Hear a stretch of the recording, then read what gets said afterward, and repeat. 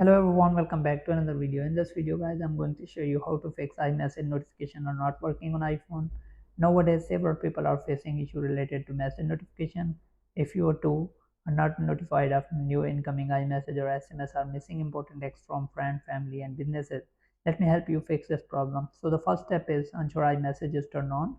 So go to your iPhone setting and click on messages and make sure that iMessage is turned on. And the second step is make sure iPhone is not on the silent mode. So make sure that side button is not on the silent mode.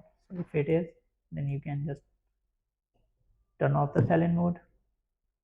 And the next step is check message app notification. To do that, go to iPhone setting, scroll down, click on messages, click on notification, and make sure that alerts are all selected like lock screen, notification center, and banner. So once you have done this, and the next step is turn off filter unknown sender. Open your iPhone setting, then click on messages and turn on the filter unknown sender. And the next step is make sure that your iPhone is updated to the latest version. Go to your iPhone setting, click on general, click on software update and see if there are any update available. You can download and install that. If you still have this problem after all these steps, then you can reset all the settings.